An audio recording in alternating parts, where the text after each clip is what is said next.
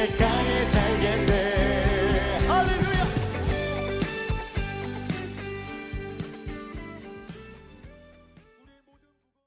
마가복음 5장 22절부터 25절까지 말씀입니다. 회당장 중에 하나인 야이로라 하는 이가 와서 예수를 보고 발 아래 엎드려 간곡히 구하여 이르되 내 어린 딸이 죽게 되었사오니 오셔서 그 위에 손을 얹으사 그로 구원을 받아 살게 하소서 하거늘 이에 그와 함께 가실새 큰 무리가 따라가며 애워싸 밀더라. 12해를 혈류증으로 알아온 한 여자가 있어. 여기까지만 읽겠습니다. 우리는 낮에 여자에 대한 이야기를 배웠습니다. 여자 귀네라는 여인인데 이 여자는 마리아, 그리고 성경에서 말하는 사마리아 여자, 요한복음에서만 말하면 마리아, 그리고 사마리아 여자, 가늠한 여자, 이런 여자들 이야기할 때 귀네라는 여자를 이름을 썼습니다. 그건 바로 우리에게 똑같이 적용되는 그런 말씀이기 때문에 우리도 그런 여인이다 이런 이야기를 했죠. 마가복음 5장의 이 특징을 가만히 여러분이 살펴보시면 마가복음 5장의 특징을 우리가 알 필요가 좀 있습니다. 왜 이거 알 필요가 있냐면 마가복음 5장의 이 특징을 보면은요, 이런 특징이 있어요. 마가복음 5장의 1절부터 20절까지 말씀을 보면요, 마가복음 5장 1절부터 20절까지의 말씀에 보면 뭐에 대한 이야기가 나와요? 귀신 들린 사람에 대한, 무덤 사이에서, 무덤 안에서 있는 귀신 들린 사람에 대한 이야기가 나와 있습니다. 거기에 있는 귀신은 어떤 단어를 썼냐면 더러운 영, 더러운 마음, 그러니까 푸뉴마 아가달톤이라는 단어를 썼습니다. 그러니까 푸뉴마 아가달토스라는 이 말은 더럽다, 그러니까 깨끗하지 못한 영, 푸뉴마, 깨끗하지 못한 마음, 이것을 귀신이라고 얘기했어요. 여기서 그 귀신이 들려있는 사람이니까 더러운 마음을 가진 사람, 더러운 영을 가진 사람이다, 이렇게 볼 수가 있는 거죠. 그리고 이제 그 이야기가, 귀신 들린 이야기가 다 끝난 다음에 이제 야이로의 딸과 예수의 옷에 손을 댄 여자, 그리고 그 딸이 이제 구원함을 받아서 부활하는 그런 장면이 이제 마가복음 5장 전체에 나와 있는 것을 보아서 여기에 있는 이야기는 바로 이렇게 연결이 됩니다. 어떻게 연결되냐면 이 이야기는 마가복음 3장에 나와 있는 14절 나와 있는, 마가복음 3장 14절에 나와 있는 12를 세우셨으니 자기와 함께 있게 하시고 또 보내사 전도도 하며 15절에 귀신을 내쫓는 권능도 가지게 하려 하심이로라. 16절에 이 12를 세우셨으니, 이렇게 되어 있습니다. 그래서 마가복음 3장에는 12 제자를 세웠다라는 얘기가 나오고, 그리고 마가복음 5장에는 귀신 들린 사람에 대한 이야기가 나오고요. 그리고 이어서 회당장 야이로가 나오고, 그리고 회당장의 아내 격이 되는 그 여인, 한 여인, 귀네라는 그 여인이 나와서 12년 동안 혈류증을 앓는 이야기가 나오고, 그리고 그 딸이, 회당장의 딸이 12살인데 그 12살 먹은 딸이 죽었다 하는 그런 이야기가 나와요. 그리고 이제 부활시켜서 살아났다, 달리다굼 해서 살아났다는 이야기죠. 그러면 여기서 우리 이제 이제 성경을 봐야 되죠. 왜 여기서 이제 이어서 이렇게 써 있는지를 우리가 봐야 될 겁니다. 그죠? 그러니까 마가복음 3장에 나오는 12제자가 있죠. 그죠? 그러니까 이 성경은 누구에 대해서 쓴 내용이겠어요? 제자들에게, 바로 나에게, 하나님을 아는 자들에게 쓴 내용이에요. 이 성경책이. 그러면 마가복음 5장은 틀림없이 지금 누구에게 쓸 얘기예요? 제자들에게, 누구? 나에게 쓴 내용이라는 거죠. 그러면은 마가복음 5장 1절부터 20절의 내용은 뭐예요? 귀신 들린 자에 대한 이야기예요. 그죠? 그리고 마가복음 5장 22절에는 회당장 야이로가 나오고요. 마가복음 5장 25절에는 12의 혈류증 여인이 나오고 마가복음 5장 42절에는 12살 먹은 회당장 딸이 나온다 이 말이에요. 그러면 이게 다 뭐예요? 12제자 또 12년 동안 혈류증 여인 그리고 12살 먹은 어린아이, 이게 다 같은 내용으로 지금 써 있는 거죠. 그것을 뭔가 설명해 주려고 하는 그런 내용이겠죠, 그죠? 그래서 12제자에게 쓴, 그러면 12제자가 바로 뭐에 걸렸다는 얘기예요? 마가복음 5장에 보면 귀신 들렸다는 얘기예요. 그러니까 무덤 안에서, 무덤 사이에서 있는 귀신 들린 자라고 하는 건 뭐예요? 무덤 사이에서, 무덤 안에서 귀신 들렸다는 얘기인데, 무덤 안에서 귀신 들려 있는 사람을 얘기하는데, 그 무덤 안에가 어디예요? 네, 성전입니다. 성전 안에서 귀신 들려 있는 자가 있는 거예요. 누구를 얘기하는 거예요? 예, 지금으로 말하면 나죠. 나. 그러니까 제자를 얘기하는 겁니다. 그러니까 제자들이, 자, 설명을 잘 다시 한번 들어봐야 돼요. 제자들이 귀신 들린 자가 되었다. 귀신 들린 자는 뭐를 하나로 표현하려고 했던 것이다? 회당장 야이로라고 하는 것을 표현하려고 했던 거다. 회당장 야이로는 누구다? 12년 동안 혈류증 여인이다. 12년 동안 혈류증 여인이 피 흘리다가 12살 먹은 어린아이로 죽었다. 여러분 지금 뭔 얘기하는지, 목사님 뭔 얘기하는 거예요? 이렇게 할지 모르겠지만 이게 성경을 지금 다시 한번 봐봐요. 지금 뭐라고 설명을 하고 싶은지 한번 잘 보세요. 회당장 야이로는 그 딸이 하나 있었어요. 근데 죽어가고 있었습니다. 근데 피가 계속 흐르면 죽어요, 안 죽어요? 죽죠. 근데 그 여인도 12년 동안 피가 흐르고 있어요. 그렇죠? 참 이상하죠, 그죠? 참 이상한 집안이야. 그죠? 회당장 야이로는 부자예요, 거지예요? 부자입니다. 아주 그 대표적인 사람이에요. 그 나라에서 대표적인 사람인데, 이 사람이 사실은 속에는 어떤 사람이라는 거예요. 예, 피가 유실되고 있는, 죽어가는 사람이란 얘기예요. 그리고 급기야 죽었다는 얘기입니다. 그러니까 이 사람을 살리는 거죠. 그러니까 회당장 야이로가 12년 혈류병 여인이고, 12년 혈류병 회당장 야이로가 자기 딸 12년 동안 살았던 어린아이, 죽음을 앞에 놓고 있는 그 어린아이란 말이에요. 그러니까 이 어린아이와 혈류병 여인을 통해서 지금 누구를 설명하는 거예요? 회당장 야이로를 설명하는 거예요.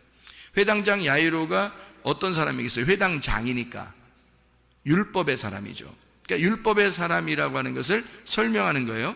회당장 야이로가. 그러면 율법의 사람이라고 하는 이 사람은 하나님을 아는 사람이에요? 모르는 사람이에요? 하나님을 아는 사람이죠. 근데 하나님을 아는데 제대로 알아요? 제대로 몰라요? 제대로 모르니까 죽어가고 있는 거죠. 그러니까 제대로 알았다면 죽지 않죠. 그죠? 그래서 이 사람이 예수님을 만나가지고 살려주세요. 왜? 나는 죽어가고 있으니까. 내 딸이 죽어가고 있습니다. 그러니까 그건 자기가 죽어가고 있다는 얘기예요. 그렇죠? 자기 딸이 자기잖아. 그죠? 자기 딸이 자기나 마찬가지라고요. 그러니까 자기가 죽어가고 있습니다. 살려주십시오. 그래서 예수님한테, 회당장이라는 사람이 그 당시에, 회당장이 예수라는 사람을 만날 필요가 있을까요? 만날 필요 없습니다. 그 정도 권세를 가진 사람이, 그리고 그 정도 말씀을 알고 율법적인 그런 사람이 예수라고 하는, 사람들이 좀 이상하게 보는 그런 예수라는 사람을 일부러 만날 이유가 없는 거예요. 근데 예수 안 만나면 다 죽게 생긴 거야. 그러니까 도저히 안 만나면 안 되게 생긴 거예요. 그래서 예수를 꼭 만났어야 되는 거예요. 그러니까 이 사람이 죽어가는 사람이 아니었다면 만날 이유가 없었던 거죠. 자기 딸이 죽어가니까 사정하고 싶어서 만난 거예요. 그죠? 그러니까 이 사람이 지금 어떤 상태냐라고 하는 것을 이 마가복음 5장은 다 설명을 해주고 있는 거예요. 회당장 야이로를 통해서 그가 어떤 사람인지를 설명해 주는 거죠. 그러면은 회당장 야이로의 딸이 나중에 달리다굼 해서 살아나요, 안 살아나요? 여러분 다 내용은 아시죠? 그러니까 뭐 달리다굼 하니까 소녀야 일어나라, 그러니까 일어났죠. 예수님이 세상에 소녀야 일어나라 멋있게 말했는데 진짜 안 일어나 봐요. 얼마나 자세 안 나옵니까? 안 되잖아요. 그러니까 예수님이 딱 손잡고 말해요. 그 시체한테 손 잡는 거 안 되잖아요. 원래 안 되는데 시체를 만지면 안 되거든요. 근데 뭐 그렇게 만져도 회당장이 뭐 꼼짝 못해요. 왜냐하면 자기 딸이니까. 자기 딸을 만졌는데 어떻게 해? 꼼짝 못해. 원래 부정하거든. 만지면 안 되는데 만져. 그래 만지고서 회당 소녀야 일어나라 그래요. 한마디 하니까요 이 아이가 막 온기가 돌아오고 싹 일어납니다. 일어나요. 일어났더니 예수님이 특이하게, 다른 데는 그런 말 안 해요. 다른 데는, 다른 성경에는요 그냥 그냥 일어나라, 일어나라, 의자 들고 가라, 이런 얘기도 하고, 들 것을 들고 네가 가라, 걸어 가라, 집으로 가서 간증해라, 이런 얘기도 하고 그러는데, 특이하게 여기는요 달리다 꿈 하고서 뭐라고 얘기해요? 예, 먹을 거 주라고 그래요. 희한하죠. 이게 특이하게 여기에 나타나는 현상이거든요. 마가복음 5장에. 그러면 여기에 죽음이라고 하는 것은 뭐하고 연결됐다는 걸 얘기하는 거예요. 먹는 거하고 연결됐다는 얘기예요. 아, 잘못 먹으면 죽는구나. 자, 예수님 만나기 전에 먹는 게 있었어요. 누가? 회당장이, 그 가족이. 그죠? 예수님 만나기 전에 먹는 게 있었어요. 근데 그걸 먹었더니 죽어가더라 이거예요. 그래서 예수님을 만났더니 예수님이 내 거를 먹어라, 이제는 먹을 것 좀 줘라 이래요. 그랬더니 그 먹을 거가 파고 먹다, 식사하다라는 얘기인데, 이게 SDO, 먹다, 개걸스럽게 먹다, 그러니까 살다, 그러니까 살게 해라, 먹어서 살게 하라는 말이거든요. 이 말이요. 달리다 굼, 잠자는 자여 일어나라 그랬습니다. 그러면 일어나라 그 말은 누워있어라의 반대니까, 일어나라 그 말은 자유하라 그 말과 같은 얘기죠. 부활해라, 살아나라, 자유해라, 해방시키겠다, 똑같은 얘기겠죠. 치료해주겠다, 구원해주겠다, 그런 말이잖아요. 자, 일어나라, 달리다 굼입니다. 자유해라. 그러면 억압되어 있으면, 뭔가에 억압되어 있으면 어떻게 돼요? 그러면 누워있는 거고, 죽어있는 거고, 잠자는 자고, 그죠? 뭐에 억압되어 있으면. 그러면 이거를 풀어주고 자유하게 하면 달리다 굼인 거죠. 살아난 거고, 부활한 거고, 구원을 받은 거고, 치료를 받은 거라는 거죠. 그러니까 누워있다라는 말은 병들었다는 얘기고, 일어나라는 말은 치료받았다는 얘기가 되겠습니다. 그죠? 예, 그러니까 다시 말하면 예수 그리스도가 이렇게 왔어요. 와서 예수님을 만나고 그 죽어 있는 그 아이에게 달리다 굼 했어요. 그 말은 예수 그리스도를 만나서 그가 죽어 있는 자가, 그러니까 왜 이런 얘기가 있죠. 나사로도 안 죽었을 때는 예수님이 안 왔죠. 나사로, 요한복음 11장에. 근데 나사로가 다 죽는 것까지 기다리고 죽은 지 며칠 만에 예수님 오시죠. 그러니까 죽은 걸 확인하고 오시는 거잖아요. 그죠? 다시 말하면 완전히 죽어야 살린다는 얘기입니다. 완전히 죽어야. 그러니까 이 아이도 완전히 죽은 거예요. 그러니까 내가 완전히 죽은 거야. 자, 누가 죽을 거라는 얘기예요, 여기? 누가 죽었다는 얘기예요? 딸이 죽은 거예요? 회당장 야이로가 죽은 거예요? 회당장 야이로가 얼마나 기세등등한 사람이었겠어요. 이해가 돼요? 그렇게 기세등등한 자기가 그 딸의 죽음 앞에 무너져 버리는 거야. 그러니까 자기가 죽는 거야. 자기가 죽어 있는 그 사람에게, 자기가 죽어 있으니까 예수님이 달리다 굼 시키는 거예요. 이 사람을 살려주는 거란 말이에요. 다시 말하면 내가 죽은 자리에 예수님께서 생명이 되셔서 너를 자유케 하겠다, 너를 치료하겠다, 그 말이죠. 그러니까 자기가 죽은 것이 없으면, 자기가 아직도 살아있으면 죽을 때까지 주님이 기다리는 거죠. 죽을 때까지. 그러니까 요한복음 11장에서도 나사로라고 하는 사람이 죽을 때까지 기다리는 거예요. 그래서 죽고 난 다음에 예수님이 가가지고 나사로야 일어나라, 나사로야 나와라, 이런 얘기 하잖아요. 예, 나오라는 얘기는 어떻게 해요? 해방되라는 얘기죠. 자유하라는 얘기고, 거기 억압되어 있지 말고 풀어져라, 치료가 되어라, 구원받아라 그 말이거든요. 그러니까 너가 지금 완전히 죽은 그 무덤에서 벗어나라 그 말이거든요. 나와라 그렇게 했어요. 똑같은 거죠. 달리다굼 한다고 하는 것은 여기서 진리에 의하여 네가 죽었던 네가 생명을 받아서 네가 일어나 치료를 받아라, 구원을 받아라, 그런 말씀이죠. 그러니까 여기서 특이하게 살려놓고 먹으라 그렇게 해요. 그러니까 먹는 데 문제가 있었다는 얘기예요. 그러면 어떤 거에 먹는 게 문제가 있었다는 얘기예요? 회당장이 먹는 게 문제가 있었다는 얘기죠. 그럼 회당장은 보통 뭘 먹고 살아요? 밥 먹고 살지, 뭐 빵하고 밥 먹고 뭐 이런 거 음료수도 마시고 포도주도 마시고 이렇게 살겠죠. 그런 얘기겠어요? 설마 그런 얘기겠냐고. 그냥 먹으라 이렇게 할 때 특이하게, 그럼 다른 데도 다 먹는 게 중요한 거라면 예수님이 살려주면 무조건 다 먹여야죠. 먹어라. 그다음에 또 뭐 병 치료해서 다 먹어라. 그리고 또 뭐 하고서 구원시켜 먹어라. 이렇게 다 했어야 되는데 여기만 나온단 말이에요. 여기만 나온다는 얘기, 여기에 어떤 특별한 이유가 있다는 거죠. 먹는 문제가. 그러니까 먹는 문제는 여러분과 제가 잘 알듯이 성경에서 양식, 먹는다 이런 것은 보통 뭘 먹는다는 얘기예요? 말씀을 얘기하는 거죠. 그러니까 먹는데 예수님이 주는 말씀하고 예수님이 오기 전에, 회당장을 만나기 전에 회당장의 집에서 먹던 음식이 있었던 거라야지, 그죠? 그러면 말씀인데 예수님을 만나기 전에 먹던 양식이 있었고 말씀이 있었고, 예수님을 만나고 난 다음에 예수님이 먹으라고 하는 양식이 있단 말이에요. 그러니까 예수님이 주는 양식을 먹어야 하고 예수님이 주지 않는 양식들이 있었단 얘기예요. 그러면 예전에 있었던 그 예수님이 오지 않았을 때 주던 양식을 회당장의 가족들은 먹었던 거죠. 그러니 생명이 다 빠져나가고 죽어가고 있다는 얘기예요. 실제로 죽었단 말입니다. 다시 말하면 그거를 죽이는 양식, 죽이는 말씀이었던 거죠. 그러면 그 말씀의 말씀이 비교가 돼서 이건 선한 말씀이야, 이건 악한 말씀이야, 이건 깨끗한 말씀이야, 이거는 더러운 말씀이야, 이거는 깨끗한 마음이야, 이거는 더러운 마음이야, 이건 깨끗한 영이야, 이건 더러운 영이야. 하나님의 말씀은 영이요 생명이야. 그러면 귀신의 말씀은 귀신의 영이고 귀신의 사망이야. 뭐 이런 얘기가 되겠죠, 그죠?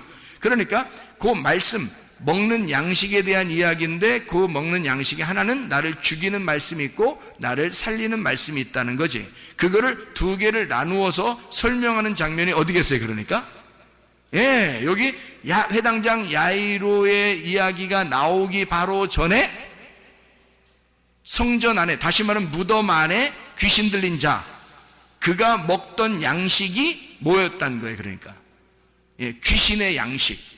그러니까 성전 안에 있었던 영, 성전 안에 있었던 말씀, 성전 안에 자기들이 먹던 율법, 이런 얘기란 말이에요. 성전 안에서 자기들이 먹던 말씀들. 자, 이해가 되겠어요? 그러면 성전 안에서 먹던 이 회당장이니까 회당 안에 성전 안에 회당장이니까 이 사람은 틀림없이 율법으로 살던 사람이란 말이에요. 그런데 예수님을 초청할 수가 없어요, 원래는. 그런데 죽어가니까 할 수 없이 복음을 초청한 거예요. 그래서 자기가 죽어가니까 살고 싶어서, 사람이 병이 나서 너무 힘들면요, 진짜 낫기만 했으면 좋은 거죠. 진짜 죽어가는 사람이 살기만 했으면 좋다, 이런 얘기하는 것처럼 정말 죽어가고 있으니까, 너무 아프니까 낫기만 했으면 좋겠다는 거예요. 그러니까 이 사람이 이런 상태니까 예수님을 초청한 거예요.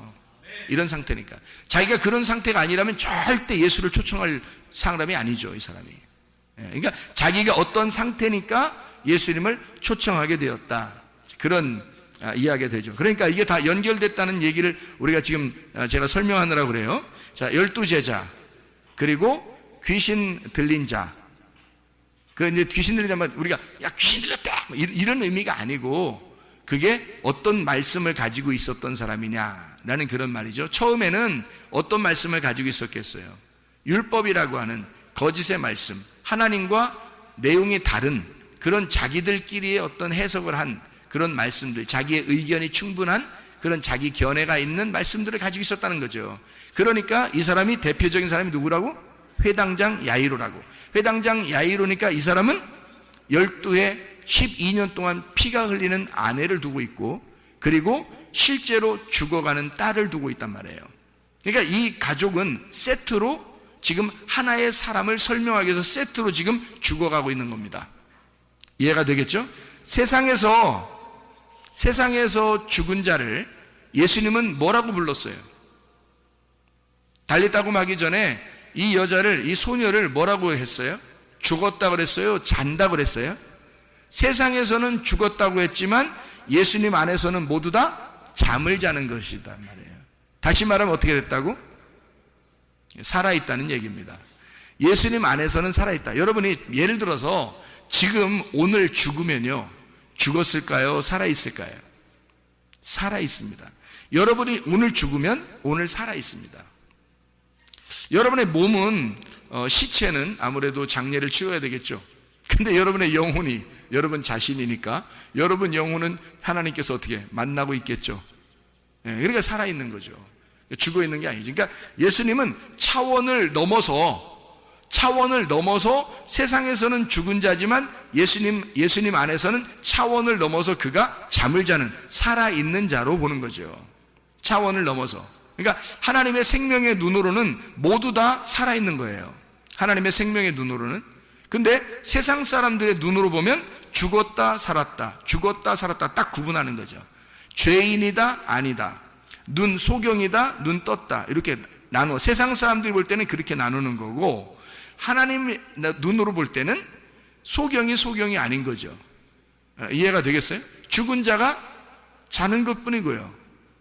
하나님의 눈으로 보면 악한 자가 오히려 구원을 받을 만한 의인이 될 수 있는 거죠. 그러니까 하나님의 눈으로 볼 때는 그렇단 말이에요. 그러니까 병자는 어떻게 돼요? 하나님의 눈으로 보면 치료가 된 자가 보는 거죠.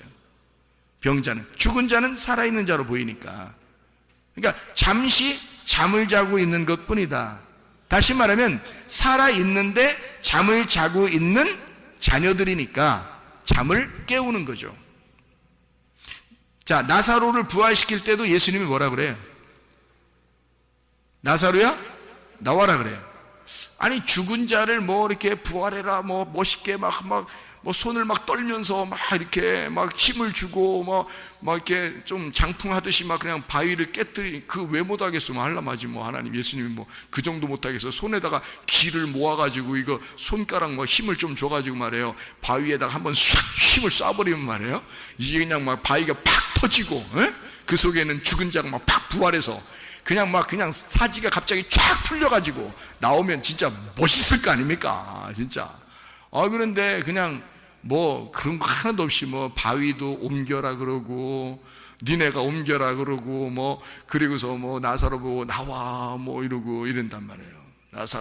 나사로야 나와라 뭐 이렇게 그렇게 하고, 그리고 이제 또 수족을 매가지고 이렇게 나왔으니까 끼뚱끼뚱 이렇게 나왔을 거 아닙니까? 이렇게 끼뚱이 나오니까 니네가 풀러줘라 또 이러고요.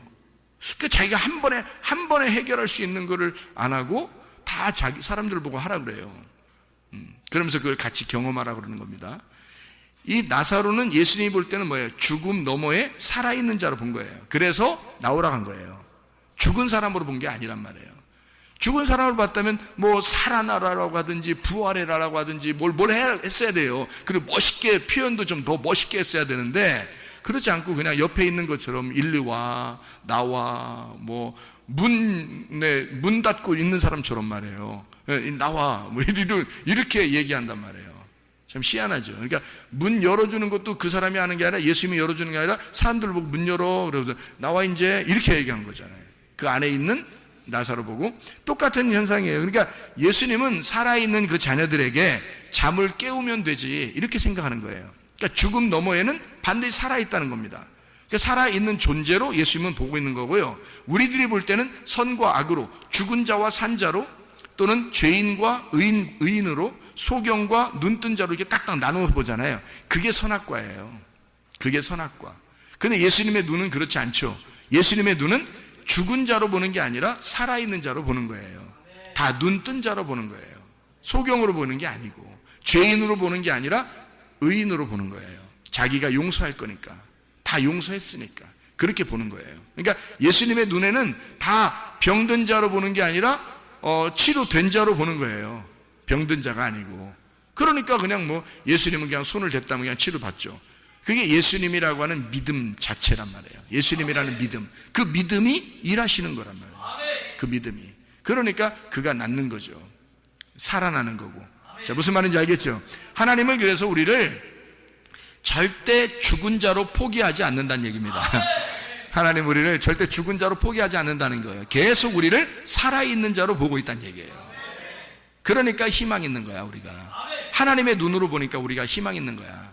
내 눈으로 보면 희망이 없죠. 자기 눈으로, 사람들의 눈으로 보면, 세상 사람들의 눈으로 보면 희망이 없어요. 근데 예수님의 눈 안에서는 다 산 자들이니까 희망이 있는 거예요.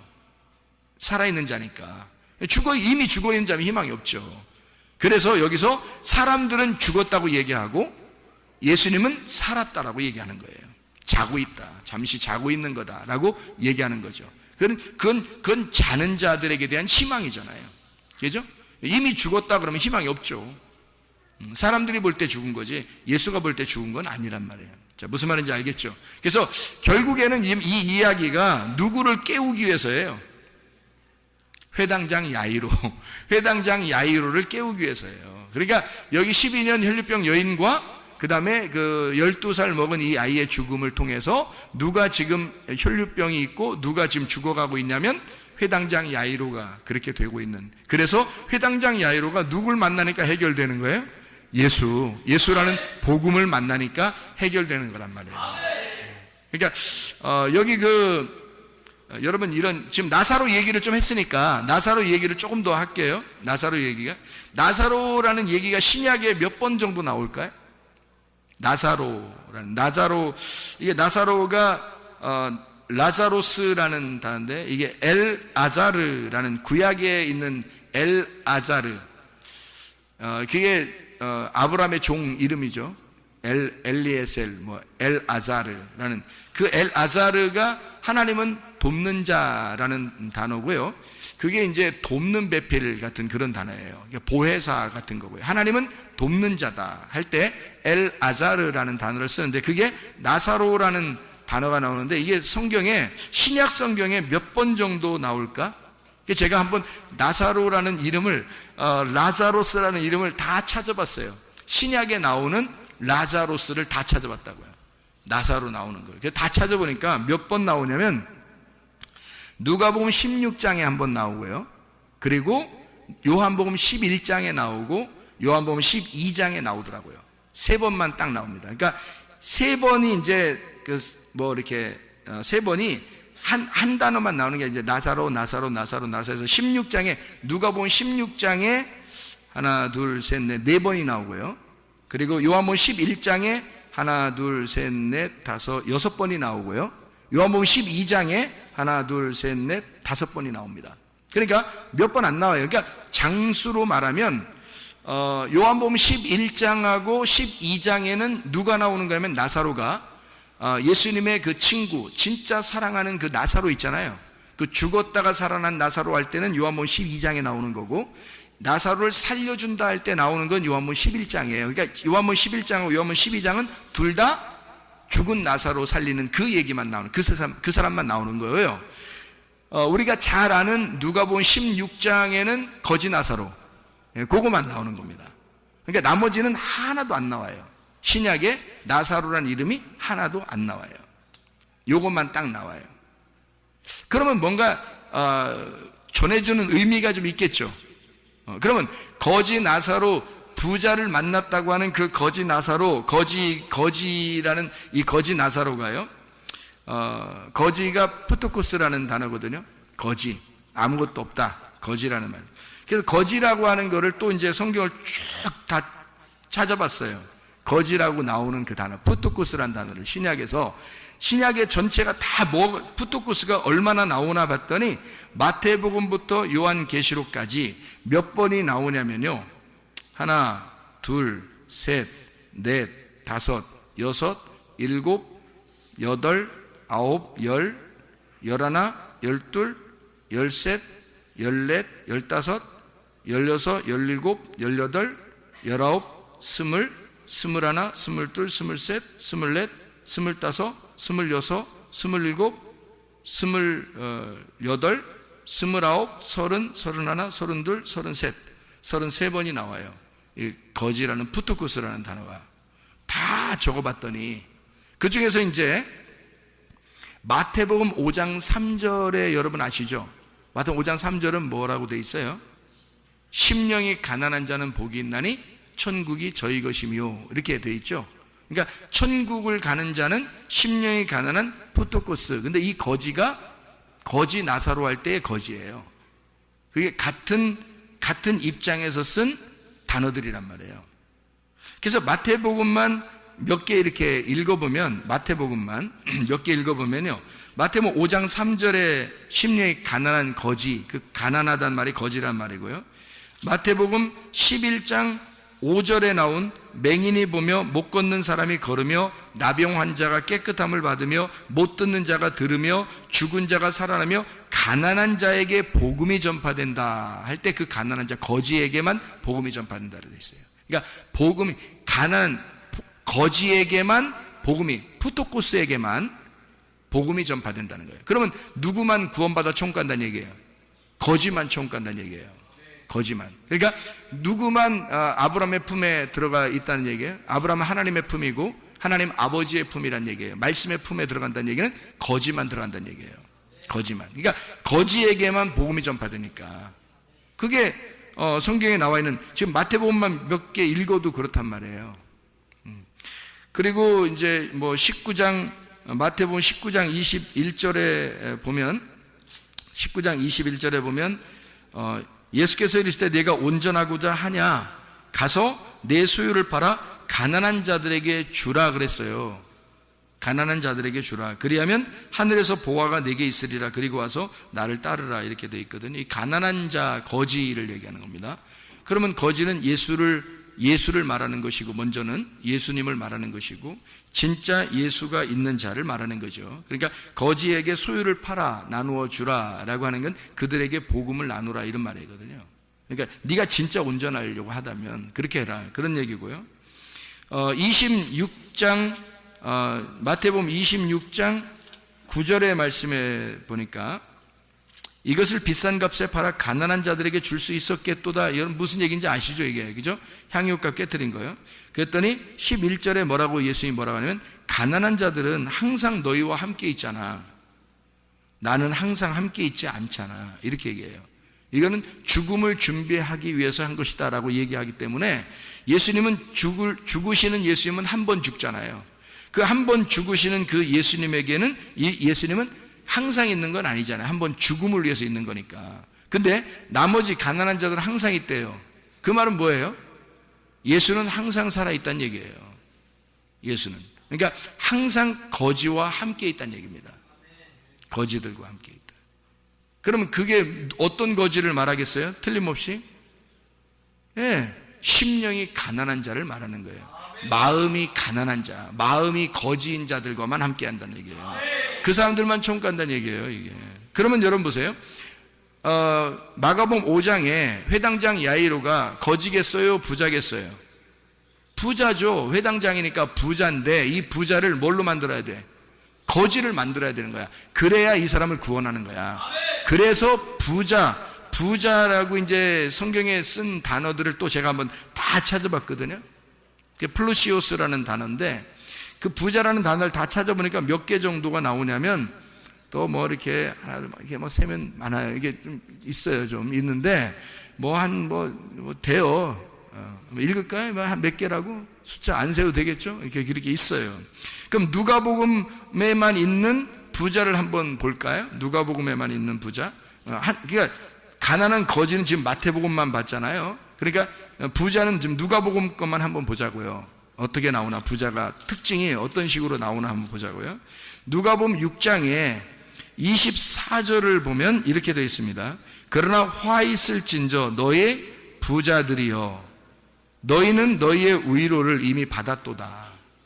부자는 이미 위로를 다 받았다는 거예요. 그러니까 자기가 이 땅에서 혼자 잔치하는 거예요. 그러니까 하나님 나라의 잔치가 아니고 자기가 혼자 잔치하는 사람이, 혼자 잘났다는 거죠. 혼자 말씀 안에서 그냥 잔치하는 거예요, 이 사람이. 이게 부자인데요. 또 12장에 나옵니다. 누가복음 12장. 여러분 12장 보면 뭐 아시죠? 12장.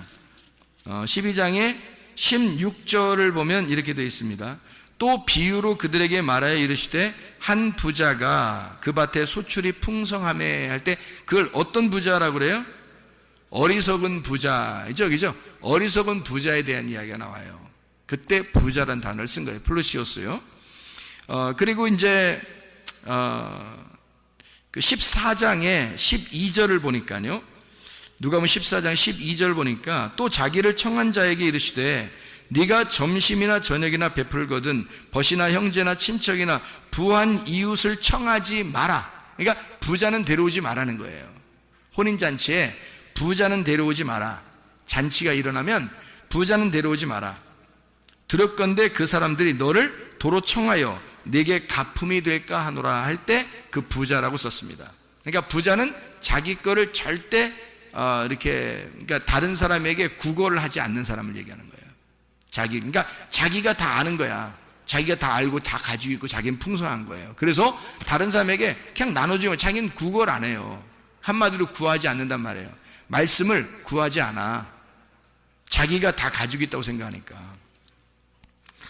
16장 1절입니다. 우리가 이제 부자에 대한 이야기. 또 제자들에게 이르시되 어떤 부자에게 청지기가 있는데 그가 주인의 소유를 낭비한다는 말이 그 주인에게 들린지라 이렇게 할 때 1절에 나오고요. 19절에 누가복음 16장 19절에 한 부자가 있어 자색옷과 고운 베옷을 입고 날마다 호화롭게 즐기더라 할 때 나사로 가난한 거지 나사로하고 부자와 거지 나사로 얘기할 때 누가복음 16장에 19절부터 31절까지 설명하는 거 아시죠? 그래서 누가복음 16장에는 1절과 19절과 21절 그리고 22절 이렇게 부자에 대한 이야기가 16장에 나오고요. 그리고 18장에 23절에 보면 18장 23절을 보면 그 사람이 큰 부자이므로 이 말씀을 듣고 심히 근심하더라. 예수님께서 부자가 하나님 나라 들어가는 게 낙타가 바늘구멍 들어가는 것보다 어렵다 할 때 그 말 할 때 그 부자예요. 그 부자는 거기다 또 쓴 겁니다. 25절에도 그렇게 나와 있죠. 그죠? 낙타가 바늘귀 들어가는 것보다 부자가 하나님 나라 들어가는 게 너무 어렵다. 이렇게 할 때 그 부자를 똑같이 썼습니다. 19장 2절 말씀. 삭개오라 이름하는 자가 있으니 세리장이요 또한 부자라 이렇게 되어 있죠. 그죠? 부자라. 그리고 21장 1절 말씀 보니까 예수께서 눈을 들어 부자들이 헌금함에 헌금 넣는 것을 보시고 가난한 거지 같은 과부가 드리는 것을 보고 더 크게 드렸다라고 얘기할 때 부자들이 헌금을 냈다 이렇게 얘기하는 그 얘기. 부자들은 자 특징을 보니까 어때요? 지금 우리가 누가복음만 쭉 봤거든요. 특징을. 그럼 부자들은 어떤 특징을 갖고 있어요? 자기가 풍성하죠. 풍성하니까 다른 사람에게 구걸하지 않는 거예요. 그죠? 그러니까 한마디로 말하면 부족함이 없는 겁니다. 자기가 부족하지 않으니까 예수가 필요하지 않겠죠. 그죠? 복음이라는 예수가 필요하지 않아요. 왜냐하면 복음은 가난한 자들과만 함께 있으니까. 그렇죠? 그러니까 부자의 특징을 보니까 여기서 누구 특징이 나와요? 어리석은 부자가 나오고요. 부자가 거지 나서 할 때 그 부자가 나오고요. 그리고 삭개오도 부자라고 나오고요. 그죠? 그리고 헌금 낼 때 부자도 나오고요. 또 청함 받을 때 부자는 청하지 말라 이런 말도 나오고요. 그죠? 그러니까 여기서 이 부자들에 대한 이야기가 이렇게 나오고 거지에 대한 이야기가 나오는데 회당장 야이로라고 하는 마가복음 5장에 회당장 야이로가 부자였죠. 그러니까 뭘 만들어야 돼요? 가난한 거지를 만들어야 돼. 그러니까 부자에서 가난한 거지를 만들려니까 지금 자기가 가지고 있는 걸 다 뺏어야 돼, 안 뺏어야 돼요? 다 뺏겨야 되는 거예요. 그래서 이 회당장이 자기 그 아내인 여인 12년 동안 혈류병, 그러니까 이게 그 피가 계속 흘러나가는 그런 병을 가진 여인, 그리고 그 딸이 죽어가는 그 딸을 바라보면서 자기에게 희망을 다 잃어버린 거죠. 자기가 이제까지 알고 있었던 자기가 가지고 있던 그 부자의 모든 행태가 다 사라지는 겁니다. 그때. 그러니까 예수님 앞에서 자기가 완전히 다 깨지는 거죠. 원래 부자는요, 개를 밑에 두고 자기가 음식을 먹다가 개한테 던집니다. 그러면 개가 이제 그걸 받아먹거든요. 그런데 수르보니게 여인 알죠? 수르보니게 여인. 그 수르보니게 여인은 자기를 개만 또 못하게 여겨 예수님이.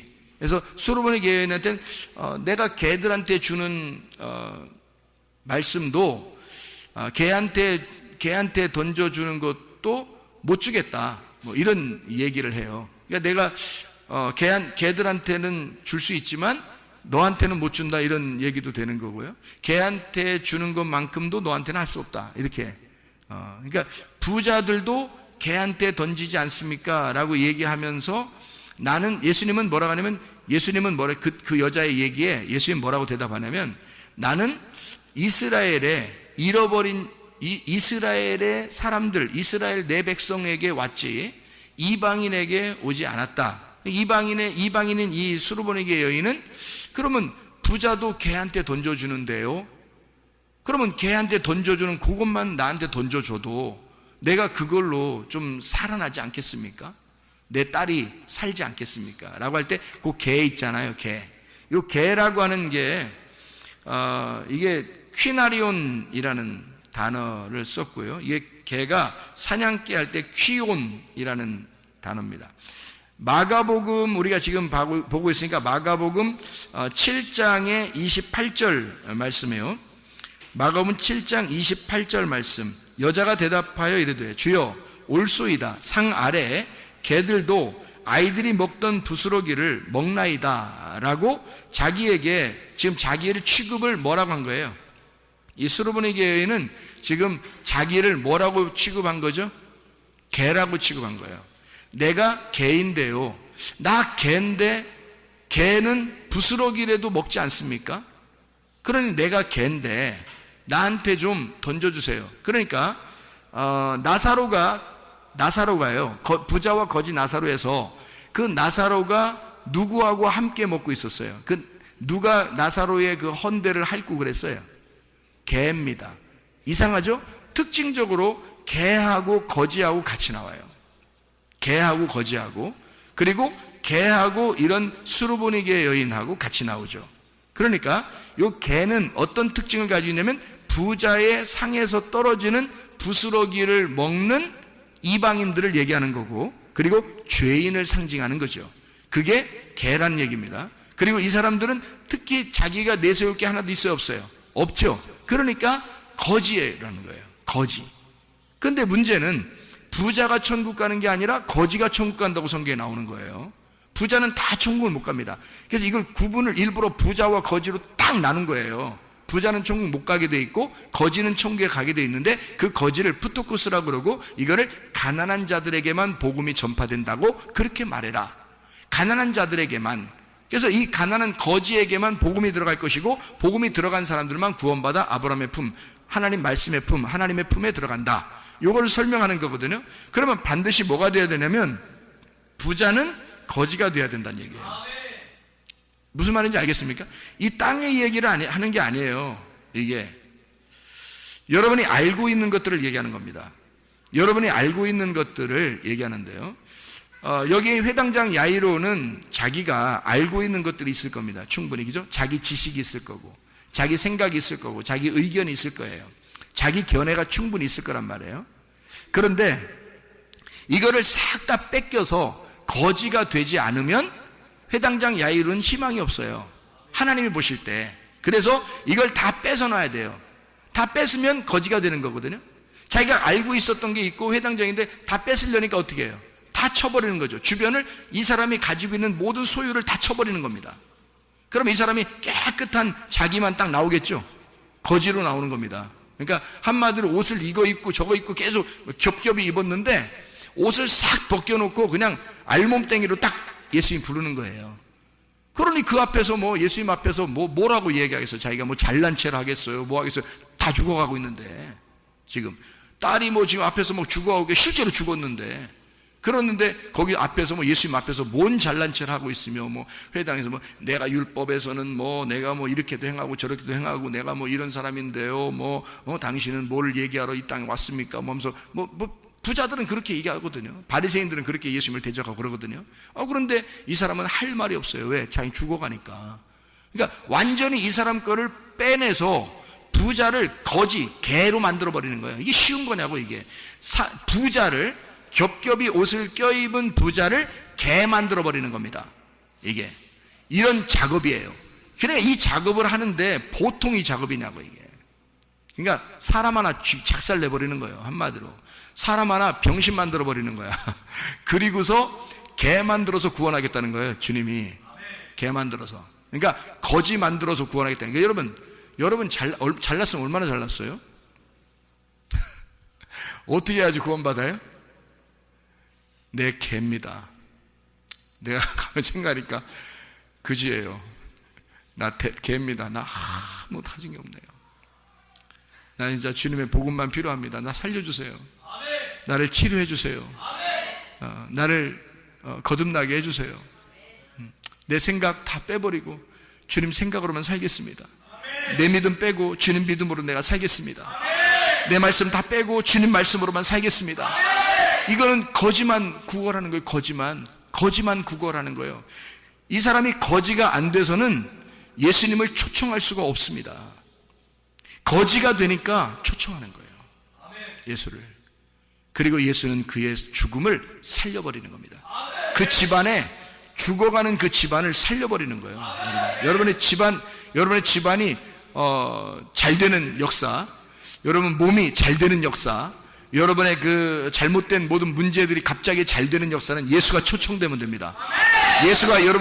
예수의 말씀이 여러분 안에 들어오시면 되는 거고요. 예수의 믿음이 여러분의 가정에 강타하면 되는 것입니다. 자기가 할 수 있는 게 아니에요. 내가 할 수 없을 땐 다 내려놓는 겁니다. 그냥 거지가 되는 거예요.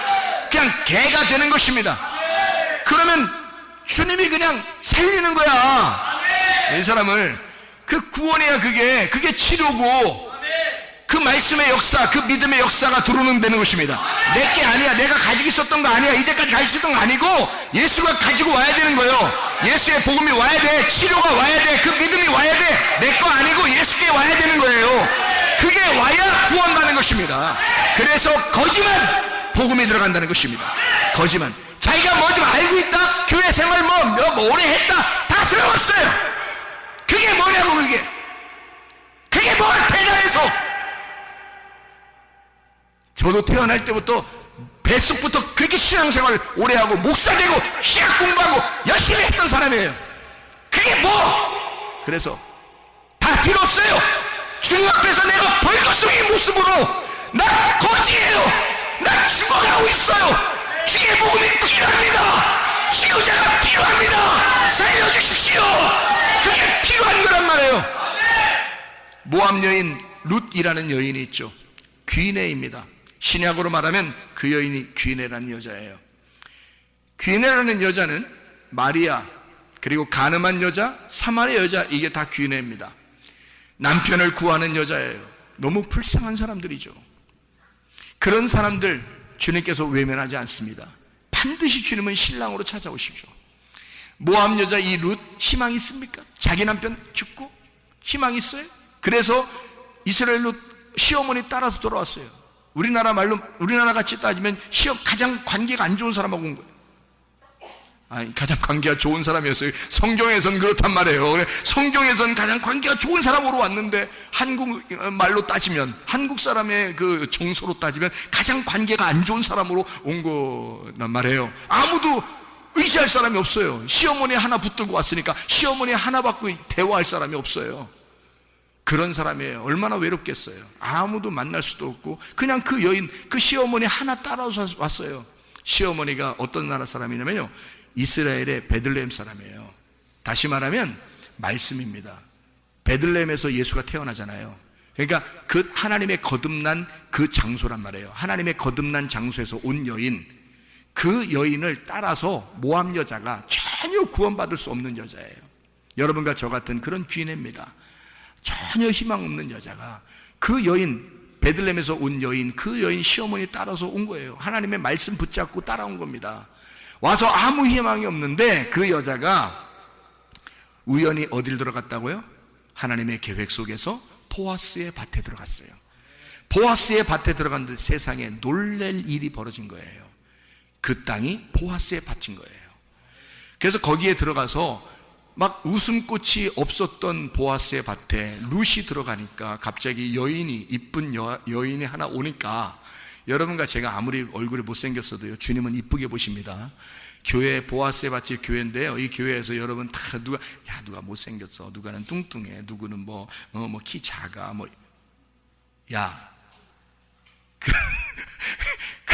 그런 소리, 그 주둥이라고 그건 다 주둥이에요. 그건 입이 아니에요. 그런 게 어딨어요. 보아스의 밭에는 지금 룻만 들어오면 웃음꽃이 피는 장소가 된 거예요. 룻이 들어와서 괜히 화기애애해진 거예요. 보아스가 괜히 기분 좋아해요. 저 여인이 누구냐? 다 물어보고, 괜히 물어봐요. 왜 물어봐? 어떤 여자야? 이러면서 괜히 물어보고 그래요. 그리고 다 알고 있었어요. 근데 그 여인한테 친절을 베풀고 막 이럽니다. 그 여자가 누구의 지시를 받고 또 들어오냐면요, 시어머니의 지시를 받고 둘이 이제 작전을 세우는데, 시어머니의 그 작전에 싹 이제 계획을 세워가지고요, 그 시어머니가 뭐라 했어요? 말씀, 보아스를 연결해주는 성령님입니다. 그게 시어머니예요. 그래서 이 룻이 그 말씀에 따라 그 계획의 작전을 딱 짜가지고요, 들어왔어요. 이 여자는 신약으로 말하면 뭐라겠어요? 마리아와 같은, 사마리 여자와 같은, 가늠한 여자와 같은, 해산하는 여인과 같은 그런 여자라 그랬죠. 그런 귀내는 바로 뭘 해야지 귀내가 완성이 되는 거예요? 이 뱃속에 잉태를 해야 이게 완성이 되는 거예요. 아이가 태어나야 이게 여자가 완성이 되는 거예요. 귀내는 부족한 밭이에요. 부족한 배를 가진 여자, 씨가 필요한 여자, 이게 귀내란 말이에요. 그래서 뭔가가 채워져야 할, 남편을 만나야 할 여인이 귀내란 말이에요. 그래서 이 여인도 남편을 만나야 돼요. 이 뱃속에 아들이 잉태가 되면 되는 거예요. 그러면 자기의 지금까지 죽어가던 그 생명이 빠져나가는 피가 흐르던 것이 멈춘단 말이에요. 이 여자가. 이게 혈류병 여인이라는 거지. 이 혈류병 여인도 피가 자꾸 새는 거예요. 죽어가는 거잖아요. 근데 임신을 해버리면 피가 딱 멈춥니다. 이해가 되겠어요? 임신을 해버리면 속에 아이가 딱 들어가면 그러면 딱 멈춰요. 누가 주인이 된 거예요? 아기가 주인이 된 거예요.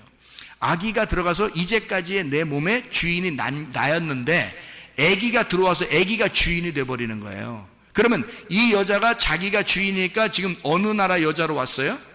모압 여자로 왔는데, 아기는 지금 누구 아기를 받았어요? 보아스의 아기를 받은 거예요. 그러니까 지금 이 속의 뱃속은 지금 누가 자라나고 있는 거예요? 베들레헴 사람이 자라나고 있는 거예요. 베들레헴에서 태어난 예수가 자라나고 있는 거란 말이에요, 속에. 이해가 돼요? 그러니까 이 귀내는 뭐 할 때 완성이 된다고? 이 밭에 씨가 들어가서 정착을 하고 출산, 이것이 씨가 터져 나오면 이게 완전히 완성이 되는 밭이 되는 거란 말이에요.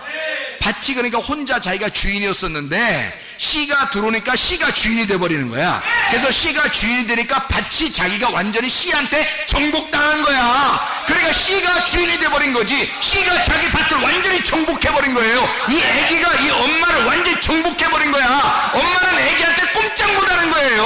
그러니까 모압 여자가 베들레헴 사람이 돼버리는 거지. 이해가 됩니까? 모압 여자가 베들레헴 사람이니까 뭐가 들어오니까? 말씀이 들어오니까, 보아스의 씨가 들어오니까 베들레헴 사람이 돼버리는 거야. 이게 베들레헴 아기 예수를 잉태하게 되는 놀라운 여자가 돼버렸단 말이에요. 그래서 그게 귀내가 진짜 씨를 받는 그 순간이 있었다고요. 룻기서에 잘 보세요. 룻기서에 3장의 9절입니다. 3장의 9절. 룻이 보아스의 옷을 덮고 있습니다. 룻이 와가지고요, 살짝 보아스의 옷을 덮은 거예요. 나를 덮으소서, 나를 덮으소서. 그러니까 보아스의 아내가 되는 거야. 여러분, 보아스의 아내가 되는 거야. 말씀이 이 속에 들어와 임신이 되면, 그러면 이 여자는 신분이 바뀌어버리는 거예요. 이해가 됩니까? 마가복음 5장의 혈류병 여인은 귀인입니다. 남편을 만나야 하는 씨가 필요한 여인이란 말이에요. 그래서 이 여자가 뭘 만졌어요? 예수의 옷자락을 만진 거야. 무슨 말인지 이제 감이 잡히셔야지. 배도 잡히고 사과도 잡히고 포도도 잡히고. 이 여자가 왜 옷을 만졌겠어요? 룻이 보아스에게 자기를 덮으소서, 내가 당신의 옷의 밑에 있습니다. 혈류병 여인이 예수님의 옷자락을 만지며 나는 이 옷자락을 만지면 낫을 것이다, 이 남자가 나의 남편이 될 것이고 이 남자가 나에게 이 말씀이라는 씨를 줄 것이다, 나는 이 남자의 말씀을, 이 남자의 아이를, 이 속에 예수를 잉태하게 될 것이다, 나는 살아날 것이다, 죽은 내가 살아날 것이다, 병들어 죽어가는 내가 살아날 것이다, 이거를 믿는 것입니다. 이 여자가 나는 당신의 아내요, 나는 당신을 바라보는 사람입니다, 나는 당신의 옷을 날 덮으소서, 나를 살려주소서, 나를 치유해 주소서. 말씀이 여러분 속에 들어가 일하시게 하시기를 바랍니다. 기도하겠습니다. 우리 하나님 앞에 간절하게 한번 기도합니다. 주여, 세 번으로 기도합니다. 우리 하나님, 나는 귀인입니다. 나는 희망이 없는 여인이에요. 주여, 나를 살려주소서, 나를 치유해 주소서, 나를 구원해 주소서. 주여, 세 기도합니다. 주여,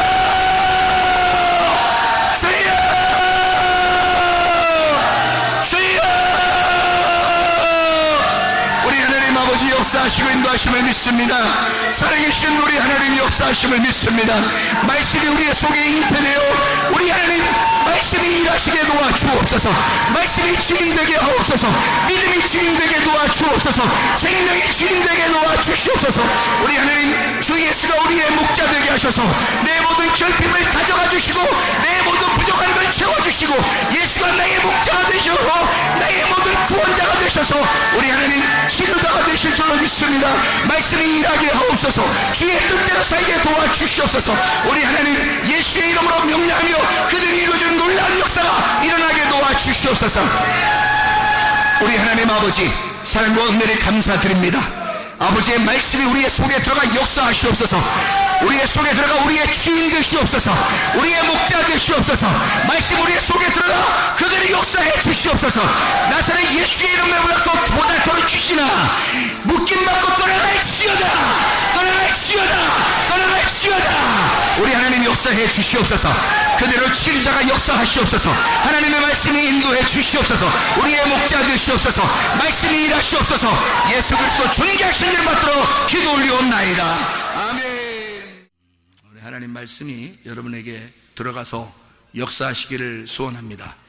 요한복음 15장 7절의 말씀에 보면 너희가 내 안에 거하고 내 말이 너희 안에 거하면 너희가 원하는 대로 구하라, 그리하면 이루리라, 그런 말씀입니다.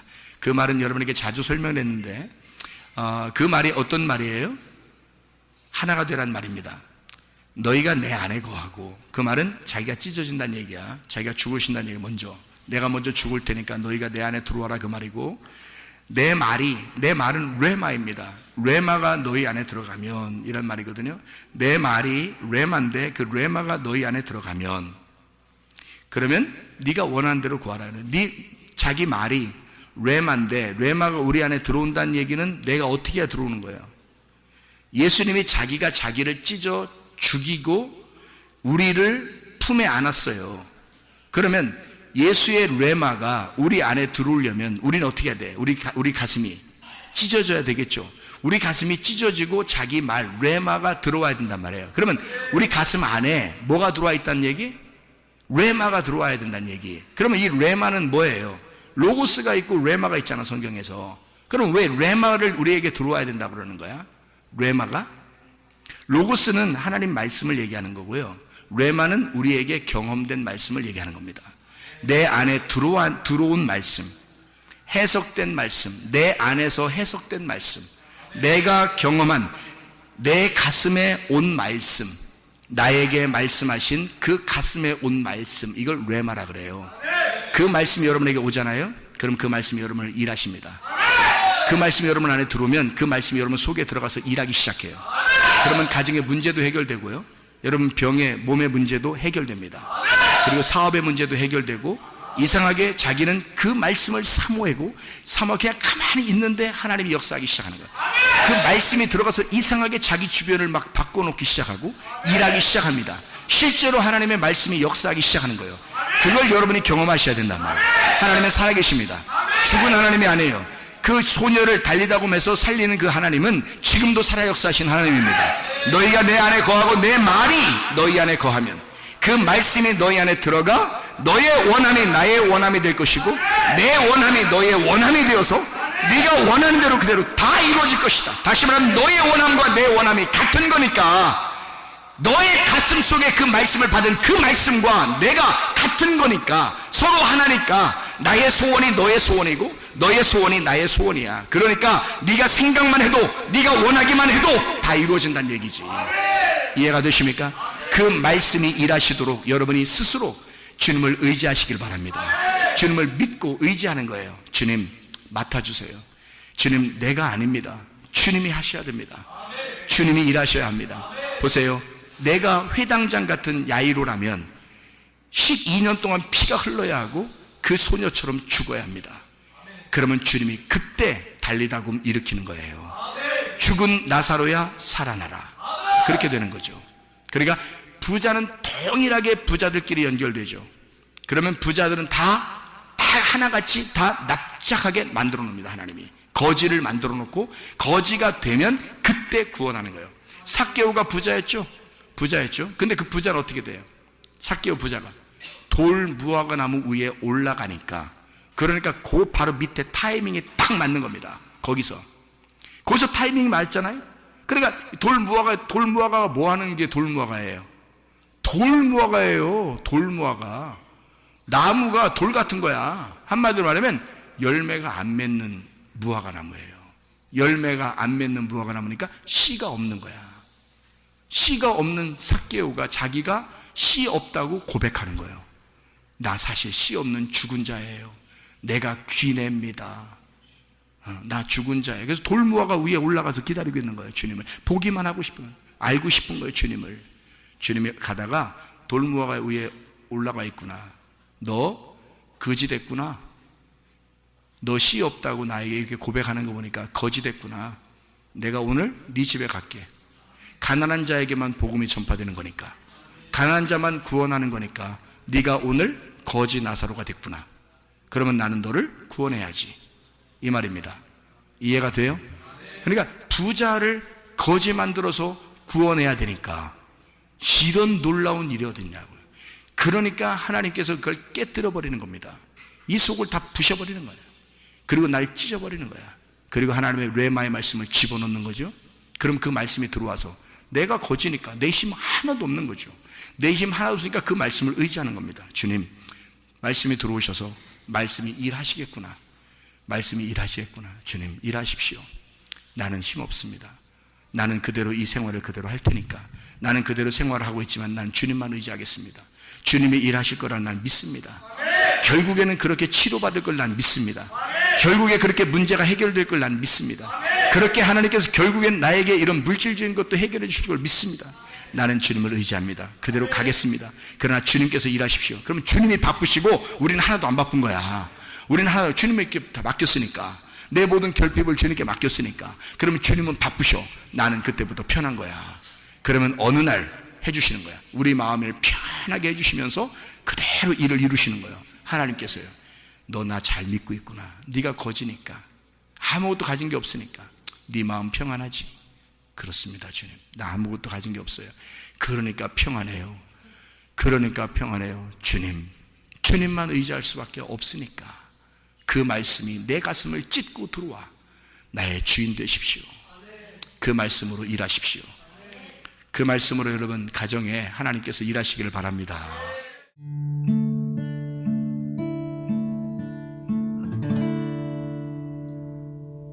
내 속에 내가 너무도 많아서 당신을 쉴 곳 없네. 내 속에